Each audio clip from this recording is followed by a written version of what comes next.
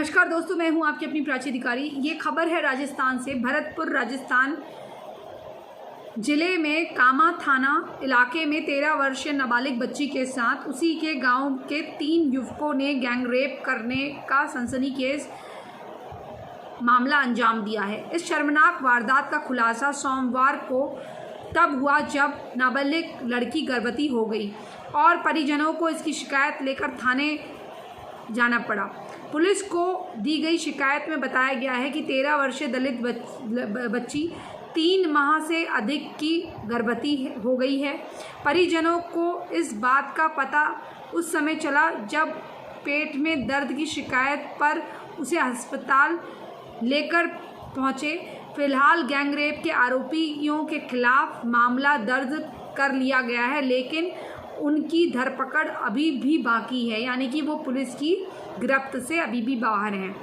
सरसों के खेत में गैंगरेप, फिर जान से मारने की धमकी, फिर बार बार वही जुल्म सितम और जाति। छोटी बच्ची माइंडसेट क्या, मेरे माँ बाप को मार देंगे जो डराते हैं बच्चियों को, जब हम तेरे साथ ऐसा कर सकते हैं, तेरा वीडियो वायरल कर देंगे, यही। और बच्ची जो होती है वो ग्रो कर रही होती है, उसे तो पता भी नहीं होता ये सब क्या है, उसे तो घिन आ रही होगी ये सब चीज़ से। जब हमें कोई ऐसे हाथ भी लगा दे फ़ोटो खींचते वक्त तो हम ही अजीब सा हो जाता है। आई डोंट नो आपको होता नहीं होता भाई, मुझे तो अगर कोई अनजान व्यक्ति ऐसे कर देना, मतलब जब हम शूट करते हैं तो हमें प्रिपेयर होना पड़ता है कि हाँ चलो क्या है, अच्छा ऐसे शूट है, ओके फाइन। फ़ोटो खिंचाई, उसके बाद वो अपने रास्ते हम अपने रास्ते, दोबारा बैठ के कॉफ़ी और चाय तक हम साथ में नहीं पीते हार्डली। और ये ऐसे बताओ, ये बच्ची के साथ मैं तो इतना कंफर्टेबल नहीं हो सकती हूँ। हो सकता है मुझे लड़कों की तरह पाला गया इसलिए। कामा पुलिस थाने में परिजनों की ओर से दी गई शिकायत के अनुसार पीड़िता 3 माह की गर्भवती है। परिजनों के अनुसार 3-4 महीने पूर्व गांव के ही 3 युवकों ने रास्ते में उसे पकड़ लिया और सरसों के खेत में तीनों ने दुष्कर्म किया था। उसके बाद जान से मारने की धमकी देते हुए वे लोग उसके साथ मौका मिलने पर बार बार दुष्कर्म करते रहे, जिससे वह गर्भवती हो गई। सद्दाम तौफिक मम्मन ने रास्ते से उठाया और फिर कर दिया गंदा काम अंजाम। नाबालिग दलित बच्ची को करीब 4 महीने पहले गांव के ही 3 युवक बोला जा रहा है इन्हें, जिहादी दरिंदे जाहिल मदरसा छाप सद्दाम तौफीक मम्मन ने उस समय अपनी हवस का शिकार बना लिया। जब वह खेत पर जा रही थी तब गांव के इन तीनों बदमाशों ने जिहादियों ने, लिखते वक्त सही लिखिए, तीनों जिहादियों ने बालिका को रास्ते में रोका और उठाकर सरसों के खेत में लेकर तीनों ने बारी बारी से उसके साथ दुष्कर्म करा। किसी को बताने पर जान से मारने की धमकी दी। मामला दर्ज और वृत्ताधिकारी को सौंपी गई जांच। गांव के तीनों दुष्कर्मी अब पीड़िता के परिजनों को जान से मारने की धमकी दे रहे हैं और उनके खिलाफ पुलिस में मामला दर्ज नहीं करने को कह रहे हैं। पीड़िता के पिता ने बताया कि उनकी नाबालिग पुत्री के साथ गांव के ही 3 लोग दुष्कर्म करते रहे, जिससे वह गर्भवती हो गई। अब वह उसके खिलाफ पुलिस में मामला दर्ज करा चुके हैं। थाना प्रभारी धर्मेश दाइमा के अनुसार नाबालिग के साथ दुष्कर्म का मामला दर्ज किया जा रहा है और पीड़िता का मेडिकल मुआयना कराया जा रहा है। इसकी जांच कामा के पुलिस वृत्ताधिकारी देवेंद्र सिंह रजावत को सौंपी गई है। देवेंद्र सिंह रजावत जी, इसी प्रकार से उस बच्ची की जांच करवाइएगा निष्पक्षता से, जैसे अगर आपके घर की कोई बेटी होती उस प्रकार से आप उसके लिए न्याय लेते, इस प्रकार से इसके साथ भी आप क्या करते। अगर आपके घर की किसी बेटी के साथ ऐसा कर दिया जाता और वो आपको नहीं बोल पाती, वो भी इस प्रकार की अबोध होती, तो उसी जब कोई भी पुलिस अधिकारी ऐसी छोटी बच्चियों की या किसी लड़की के साथ हुए दुष्कर्म की जांच करता है और सामने वाला जिहादी होता है या कोई भी हो, अगर हमारे समुदाय से भी हो, तो उस मानसिकता से जांच करिए, उस दृष्टि से देखिए कि अगर मेरे घर की बेटी होती तो क्या होता। तो शायद आप न्याय कर पाएंगे और उस लिहाज से सोच पाएंगे और उसकी माँ और पिता की मनोदशा को समझ पाएंगे। तो दोस्तों ये था मामला, और जैसा कि हमेशा आपको पता ही है, राजस्थान में इनकी तादाद हर जगह बढ़ रही है, राजस्थान में भी बढ़ रही है, और राजस्थान से ही बहुत सारी खबरें आ रही हैं। देखिए, इससे पहले भी एक मामला हुआ था जिसमें ये लोग गाड़ियों को रोकते थे और गाड़ियों को रोककर उनका ना केवल सामान लूटते थे, उनकी घर की छोटी बड़ी बुजुर्ग सारी महिलाओं के साथ यौन शोषण यानी कि बलात्कार वगैरह करते थे। लेकिन वो जो औरतें थी वो उनके पूरा निर्वस्त्र कर दिया जाता था, उनके पतियों को हाथ पैर बांधकर उनको खूब लाठी डंडों से मारकर इनकी महिलाओं के साथ करते थे। तो ये बात का खुलासा नहीं हुआ, क्योंकि जब वो खोलते थे तो वो लोग चुपचाप अपने ऊपर साड़ी वाड़ी लपेट कर, क्योंकि वहाँ देवर है, देवर के सामने कर रहे हैं, भाई के सामने, पति के सामने, सबके सामने कर रहे हैं। तो उसके बाद क्या होता था, वो लोग अपने बदन को ढककर इनको ये अपने बदन को ढकते थे और इनको पिस्तौल दिखाते हुए वो लोग वहाँ से चले जाते थे और कहते थे अगर तुमने कहा तो फिर तुम्हें बताएंगे। तो लोग अपनी डर और शर्म के मारे वहाँ से चले जाते थे और कभी नहीं बताते थे। लेकिन एक बच्ची के साथ इसी प्रकार का निर्भय से भयंकर मामला जब सामने आया, जिसको दबाने की पुरजोर कोशिश करी गई, क्योंकि इनका सारा ध्यान तो यूपी में लगा रहता है। यूपी में कुछ इतनी सी भी हरकत हो जाए या कोई प्रेम प्रसंग का मामला भी हो जाए या ऑनर किलिंग का मामला भी हो जाए, तो उसमें कहीं ना कहीं से आरएसएस और बीजेपी और ये सब करना है। जबकि एक बात मैं आज आपको कान खोल के सुन लो, बता देती हूँ, आप चाहे मुझे कितना गलत समझो, अगर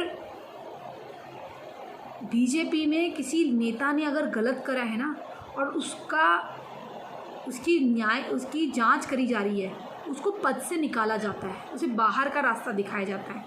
एक आदमी के लिए पार्टी अपनी छवि बेकार नहीं करती, और अगर किसी ने ऐसी गंदी हरकत कर दी है तो चाहे कोई भी हो, उस व्यक्ति को बाहर निकाला जाता है और बात तो सुनी जाती है, और अगर दोष पाया जाता है तो उसको सज़ा दिलाई जाती है।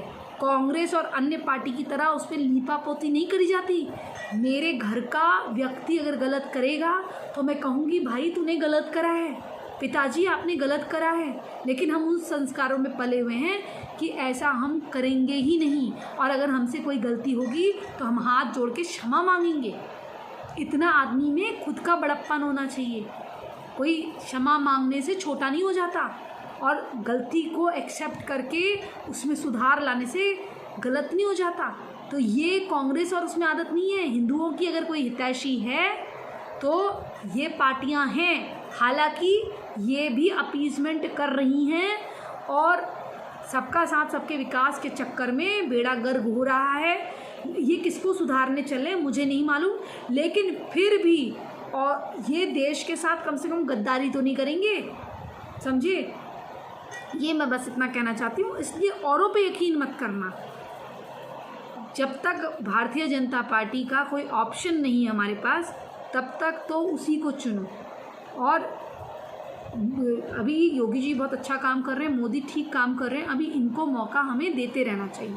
ये मेरी अवधारणा है। अब आपकी क्या है मैं नहीं जानती, लेकिन हाँ, जैसा कांग्रेस के शासन में होता है बच्चियों के साथ, इतना तो नहीं हो सकता। निर्भया भी याद है ना किसके शासन में हुआ था, जब 1 हफ्ता 2 हफ्ता बीत गया था तब जाके उसको सिंगापुर भेजा गया, जबकि छोटी आंत और बड़ी आंत का इलाज शायद जर्मनी और मतलब यूरोपीय किसी देश में और यूके में होता है, या 2 जगह होता है पूरी दुनिया में, ये बताया जा रहा था उस वक्त। छोटी आंत का कुछ रिप्लेसमेंट या ट्रांसप्लांट जो होता है, और इन्होंने उसको मरने के लिए, वो वैसे ही उसमें थी वेंटिलेटर में, उसको लोग खाली दिखावे के लिए भेजा सिंगापुर। एनीवेज दोस्तों, ये आपको मैंने बता दी घटना। आप क्या सोचते हैं इसके बारे में ज़रूर बताइएगा। और जब भी इस प्रकार की घटना होती है तो उसमें हमेशा यही लोग निकलते हैं, और इनको कड़ी से कड़ी सज़ा देनी चाहिए। और वहाँ के जितने हिंदू संगठन हैं उन्हें सामने आकर इसके परिवार को न केवल मुआवजा दिलाना चाहिए, बल्कि जल्द से जल्द इस बच्ची के पेट का वो बच्चा गिराना चाहिए। क्योंकि अगर 3 महीने से अधिक हो गए हैं तो फिर इसका बच्चा क्या करेगी? कोई अमेरिका लंदन थोड़ी ना, इसकी तो पूरा ज़िंदगी बर्बाद हो जाएगी।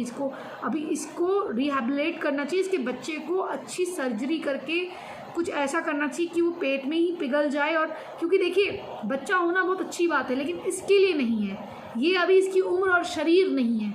तो ना उस बच्चे के साथ जो अभी वो पूरा बना नहीं है, इसलिए अभी उसे गर्भ से बाहर निकाल देना है, क्योंकि अभी खुद बच्ची है, इसके ऑर्गन्स खुद बच्चे वाले हैं। इसका बहुत गंदा शोषण हुआ है इस वक्त। इसको आप ये नहीं कह सकते कि बच्चे भगवान की देन है या बच्चे को मत मारो। इस समय बच्चे को नहीं, वो छोटा, बहुत छोटा, अभी वो डेवलप नहीं हुआ है पूरा, उसको अभी निकाल दिया जाए तो जीवन अभी नहीं पनपेगा।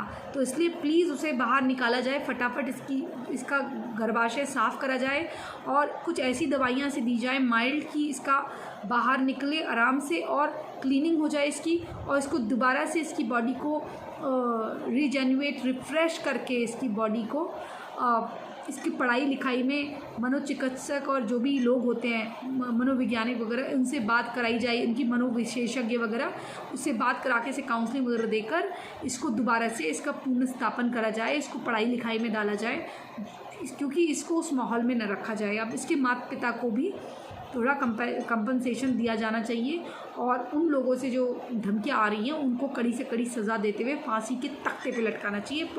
सिर्फ पॉक्सो एक्ट नहीं, रेयरेस्ट ऑफ द रेयरेस्ट जो होता है वो लगा के, क्योंकि ये आदतन अपराधी हैं और कल को जाके ये मर्डरर और पता नहीं इन्होंने क्या क्या करा होगा। अभी तो देखना आप, जब इतना कर सकते हैं उसे जान से मारने की धमकी दे सकते हैं, मार भी सकते हैं। ऐसे तो कितने मामले हमने देखे, निकिता तोमर का जो था वो केस भी आपने देखा होगा।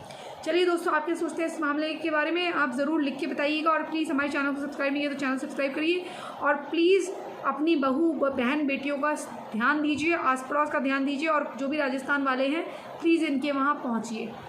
जय जय हिंद, जय जय भारत, वंदे मातरम। विचार कमेंट के माध्यम से और ईमेल लिखिए और हमें पिन मैसेज के द्वारा दिए गए और डिस्क्रिप्शन में दिए गए इंफॉर्मेशन के द्वारा हमें सहयोग करिए। प्लीज़, आपके सहयोग की बड़ी आवश्यकता है। जय जय हिंद, जय जय भारत, वंदे मातरम, जय श्री राम। भगवान आपको खुश रखे।